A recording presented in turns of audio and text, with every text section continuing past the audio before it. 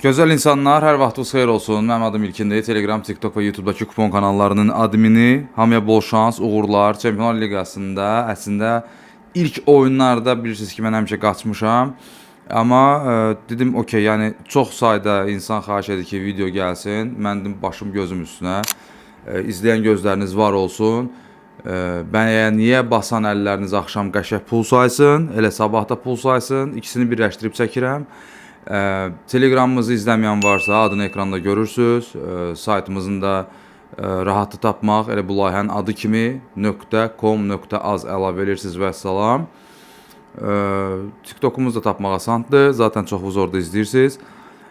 Belə dostlar və TFC ilə oynayanlara 244 780 agent kodunu xatırlatmasını eləyirəm ki, Index Media Group MMC yazısı çıxır orada. 244 780 onu əlavə edirsiniz, depozitinizi artırırsınız. İlk depozit isə ümumiyyətlə 25%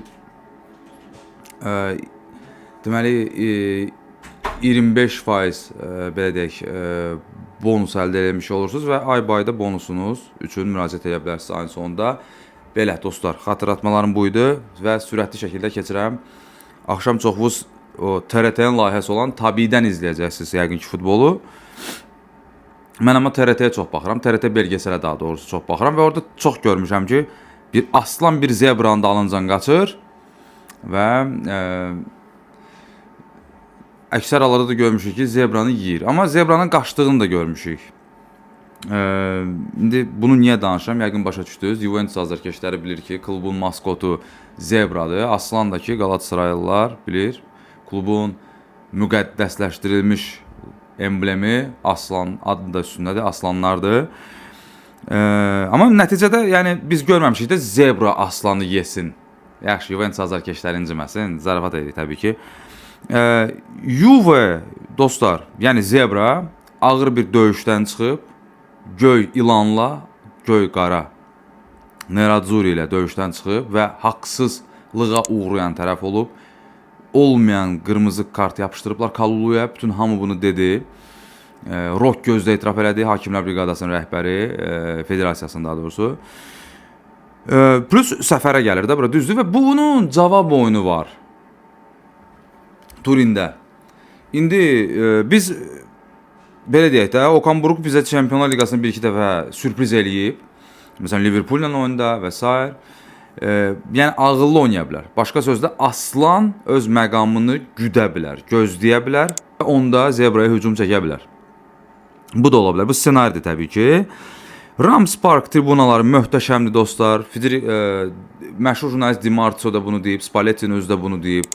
Və Juventus, ümumiyyətlə İtalyan komandaları bilirsiniz ki, Rams Park'da, yəni Ali Samiye'ndə indiyə qədər qələbə qazanmayıblar. Bu da var. Dostlar, plus Dursun Özbək də oyuncularına mərhələ keçəcəyi halda 3 milyon premiya söz verib. Bu pul üçün də tər tökmə dəyər, yeri gəlmişkən. Əlavə, ekstra bir motivasiyadır təbii ki bu. Məncə Galatasaray bunu uduzmayacaq dostlar. Hesab təxminin 1-1 olsun. Qaçsa 2-1-ə qaçsın. Okan Buruk'dan 1-0 görə bilərik əslində burada hətta. Belə, yəni oynayaram mı bu oyuna? Yox, sadəcə Qalatasaraylılar indi bir şərh istəyəcək məndən, istəyirlər də zaten. Mənim şəxsi düşüncəmdir, Qalatasaray uduzmaz. Ağınıza batırsa. 1x qısası, tərsləyəcəksə, eyvallah, tərsləyəcək. Benfica, Real Madrid. Dostlar, keçən dəfə dediyim məqam var idi. TikTok'da da xeyli sayda izlənmə yığmışdı. Niyə Benfica udar? Niyə Mourinho udar? Bunları təkrar etməyəcəm. Niyə? Çünki onda Benfica'nın itirəcəyi bir şey yox idi. Dünyada da ən təhlükəli varlıq kimdir? İtirəcək bir şey olmayan, dalana qısılan. Onda ekstra bir güclə artıq belə deyək də üstüvə gələ, o sənin üstüvə artıq gələ bilər. Benfica da elə də elədi. Şans da yanındaydı təbii ki. Amma indi evdə oynayırsan və itirəcəyin bir şey var. Plus Bernabeu səfəri var. Düzdürmü? Real Madrid dostlar, oturdum biraz da məsələn psixoloji tərəfinə baxdım. Real Madrid bura qısas üçün çıxacaq. Arbelo olmur. İstir Florentino Perez, istir nə bilim Di Stefano gəlsin, nə bilim Bernabeu'nun özü durub gəlsin. Dünyanın ən yaxşı psixoloqunu gətir. Denən ki, qardaş, sakit də, oldu, keçdi. O keçən dəfəkinə fikir vermir, mümkün deyil. Futbolda bu mümkün deyil. Daim oynayan uşaqlar bilir bunu. Bu artıq burada artıq prinsipial bir məsələ olacaq. Və Benfica çətin Barnabeu səfərini nəzərə alaraq burada açılan tərəf olacaq. Real Madrid də bu tempə təbii ki, xarakterinə görə, genetikasına görə. Siz görmürsünüz Real Madrid nə vaxtsa müdafiə olunsun, mümkün deyil. Məsələn, hətta avtobusları sevən Mourinho Benfica'nın qanında yoxdur deyə burada avtobus çəkə bilmir. Məsələn, Atletico da eləyə bilər bunu. Çünki Atletico o xarakterində var. Amma burada eləyə bilmir də. 2 dənə templi komanda gələcək. Burada bir şey deyəcəm dostlar. Bu oyunun biri, ikisi var məncə, amma davamı da gələ bilər. Sırf o bayaq dediyim həm də psixoloji məsələyə görə. Bir də ki, yəqin fikir verdinizdə axırıncı oyunda Mbappe dincəldi və s. Bunlar hamısı onu göstərir ki, Real bu oyunu ciddi alır. Bu oyunu ciddi alır. Çünki Mourinho da var işin içində. Yəni Real bir də məsələn başqa tərəf var. Məsələn dünən gecə Barsanın oyununa baxdıq. Real burada normalda nə etməlidir? Ən az 2-sini vurmalıdır ki, evində rahat oynasın. Çünki La Ligada birincilik var artıq. Birincilik cibindədir. Onu qorumaq var. Ligaya köklənsin, düzdürmü? Məntiqlisi budur da. Gol 2-500 dostlar. Bütün dünya ilə razılaşıram. Tərsləsək deyərik ki, bütün dünya səhv fikirləşirdi. 1-2 nəfər düz fikirləşdi. Amma gol 2-500-dü necə görürsən? Real'ın 2 topu ilə gol 2-500-dür. Çünki biraz da beynimdə oynayam. Şans yanımda olsa Benfica'nın özü 2 top vura bilər. Amma mən Real'ın 2 topuna daha yaxınam, belə deyək də. Monaco PSG oyunu haqqında danışmayacaqdım. Qısaca bir şey deyəcəm sizə sadəcə. Monaco haqqda mən deyəcəklərimi demişəm, yazacaqlarımı Telegramda yazmışam. PSG də bu mövsüm çox qəribədir. Monaco PSG oyunlarında əksər hallarda nə olur bilirsiniz? Bax burada 1-2 saniyəlik pauza edirəm. Düşünün. İndi çoxumuz qırmızı kart fikirləşdi. Dostlar, Monaco, bilmirəm, məşqçilər dəyişəndə də belədir, yeni məşqçilərdən də belədir.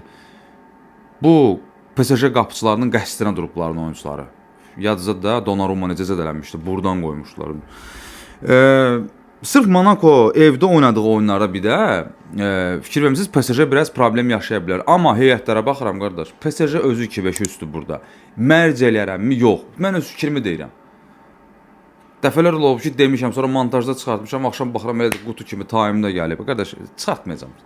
Tərsləyəcəm, Monaco çıxıb 1-0 udacaq, uçsun. Canımız sağ olsun. Bu heyətə baxın, adım kimi əminəm ki, indi niyə 2-5-3 deyirəm? Çünki PSG-nin 2 topu 1.36-da spekulativdir. Atın ortalığa 1.45-dən üst. Məsələndir. Bu da sizə olsun əla bir kupona dəstək, belə deyək. Qarabağ Newcastle. Qarabağ açıblar 6.32. Axırıncı məlumatlara görə deyirəm, indi dəyişə bilər. X 4.48. Newcastle-ın qələbəsi 1.37. 2-500 1.55. Gol 1.77. Evin bir topu, yəni Qarabağımızın bir topu 1.57, qonağın 1.500-dür, 1.41, 1.42 dəyişir. Gimaraş yoxdur, Livramento yoxdur, Şər yoxdur. İndi o Şərsiz falan yola vermiyorlar da, orada Malik Thiaw var və s. Çox bərk müdafiəsi var. Joelinton sual altındadır, amma bayaq oxudum ki, Macbeth səhifəsində oynama ehtimal yüksəlib. Maile yoxdur, rotasiya oyuncusudur və Visa yoxdur, düzdür? Onu da əvəzləyən kimdir? Voltemade, alqışlayırıq. Qardaş, bu oyunun cavab oyunu var yoxsa yoxdur? Chelsea'də açmışlar da 1.30 neçə, yadınızdadır. Nə oldu?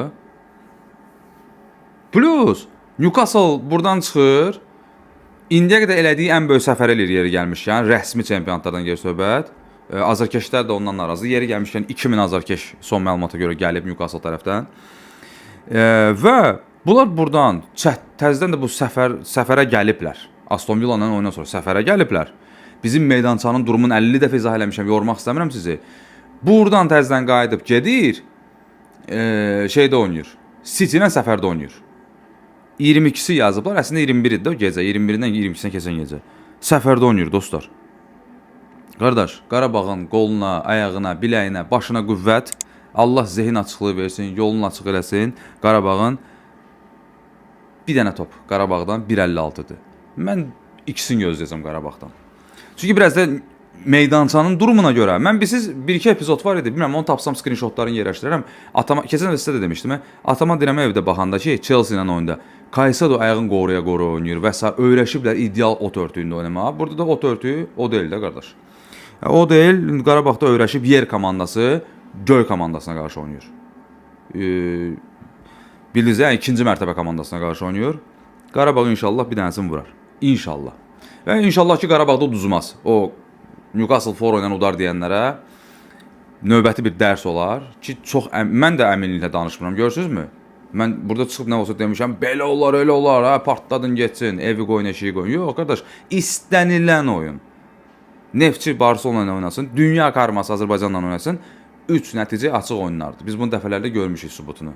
Eşvizə ehtiyat tutdu. Milan Como, qısaca deyəcəm. Como 0-5 Winter Tour St. Gallen. Əgər bu St. Gallen bu Winter Tour-a 2 top vurmursa, məncə St. Gallen ümumiyyətlə uduzmayacaq, hər şey bir qırağa və 1-5-lə buna TFC-də oynaya bilirsiniz. Mən danışacaq bir sözüm yoxdur da. Mən nə deyim burada? Wolverhampton Arsenal. Düzü 0-4, 0-3'dür. Qəza oldu 1-3 məsələn deyəm də. Wolverhampton oyunçuları vitrin oyununa çıxır. Belə. Bodo Glimt Inter. Mənə görə bu dostlar corner oyunudur. Çünki biriz Inter'in də yorğunluğu görün hara gəlir. Görün hara gəlir və Bodo Glimt döyüşəcək burada dostlar. Bodo Glimt döyüşəcək. Inter'in də corner ortalaması şəxsi yaxşıdır. Bodo da dəstək verər buna. Bu corner oyunu olar. Çünki düzü nədir? Həm qol-qoldur 1.48 razılaşıram əslində. Yəni Bodo da vurar, Inter də vurar. Amma biraz Inter siz Allah bir dənə bu oyun tez bazar qutarsın gedək, bunları evdə mələdərik beyni ilə oynaya bilər. Çünki uzaq səfərdir. Mini ekskavatorlarla şey təmizləyirlər, qar təmizləyirlər. Çox soyuqdur, şaxtalıdır hava. Amma deməli Alasaminin müsahibəsini oxudum bayaq. Qısaca daha doğrusu oxudum. Bir hissəsini paylaşmışlar. Deyib ki, Bodo Glimt'in oyuncusu bizim üçün nəticədən daha önəmli keyfiyyətdir. Ona görə biz Bodonu sevirik. Bodo döyüşəcək dostlar. Kornerə ataq ortalığa 1.45 əmsaldır.